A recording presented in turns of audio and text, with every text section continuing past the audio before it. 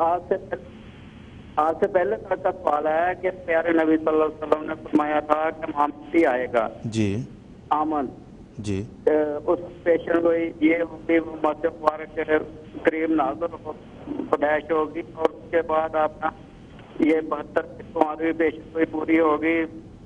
یہ جوج قوم یہ سب پہاڑ کوئی کے تالوں کی طرح رہیں گے. یہ الحمدللہ 100% پیارے نبی صلی اللہ علیہ وسلم کی پیشن ہیں.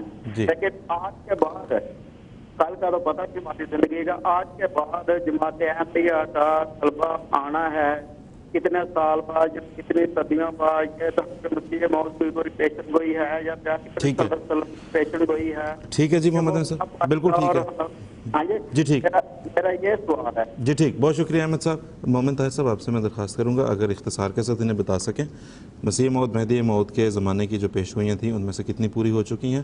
جماعت احمدیہ کے غلبے کی جب بات کی جاتی ہے تو کب تک متوقع ہے؟ میں مختصراً عرض کرتا ہوں کہ اگر یہ دوست, اور یقیناً یہ دوست نیک نیتی سے یہ سوال کر رہے ہیں, تو میں عرض کروں گا کہ حضرت مسیح السلام کی کتاب ہے حقیقت الوحی. اس میں حضرت مسیح السلام نے اپنی اس وقت تک جتنی بھی آپ کی پیشگوئیاں پوری ہو چکی تھیں, آپ کی اپنی کی ہوئی یا نبی کریم صلی اللہ علیہ وسلم کی ان کے حق میں جو پیشگوئیاں پوری ہوئی تھیں, ان سب کا ذکر کر دیا ہے.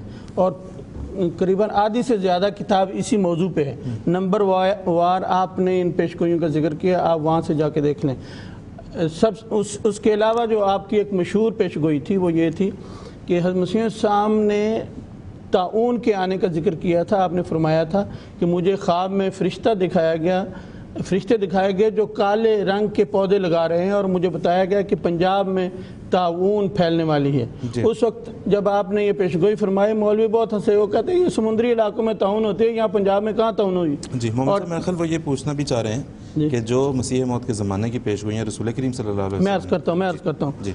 تو اس کے بعد اتنی طاعون پھیلی کہ کتوں کی طرح لوگ مرنے لگے اور گھروں کے گھر خالی ہو گئے. اور حضرت مسیح السلام کو اور آپ کی جماعت کو اللہ تعالیٰ نے یہ پیشگوئی, یہ اطمینان دیا کہ آپ کے ظاہری اور روحانی گھر میں جو حقیقی طور پر ہوگا اس کو اللہ تعالیٰ بچائے گا, اور احمدی بچائے گئے. جہاں تک نبی کریم صلی اللہ علیہ وسلم کی پیشگوئی کا تعلق ہے, دارقطنی میں جو حدیث کی کتاب ہے, جو اہل سنت کی کتاب ہے, اور اکمال الدین جو شیعوں کی کتاب ہے, اس میں واضح طور پہ نبی کریم صلی اللہ علیہ وسلم نے فرمایا تھا کہ اِنَّ لِمَہْدِینَ آیَتَیْن, مشہور حدیث ہے کہ ہمارے سچے مہدی کی 2 نشانیاں ہیں کہ رمضان کے میں ایک ہی رمضان میں معین تاریخوں میں سورج اور چاند کا گرہن ہوگا.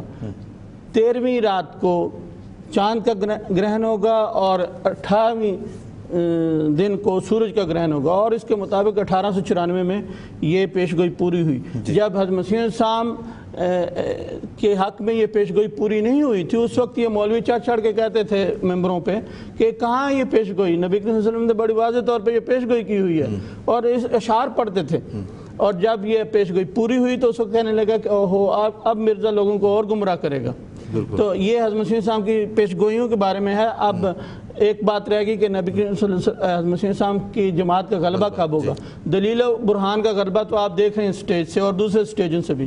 جہاں تک ظاہری غلبے کا سوال ہے, عددی کثرت کے غلبے کا سوال ہے, اس کے بارے میں حضرت مسیح السلام نے فرمایا کہ 300 سال نہیں گزریں گے کہ دنیا میں یہی فرقہ جو ہے غالب ہوگا اور یہی اسلام کی نمائندگی کرنے والا ہوگا, اور باقی لوگ ذلیل و خوار لوگوں کی طرح ہو جائیں گے. جی بالکل ٹھیک, بہت بہت شکریہ مومن صاحب, جزاک اللہ.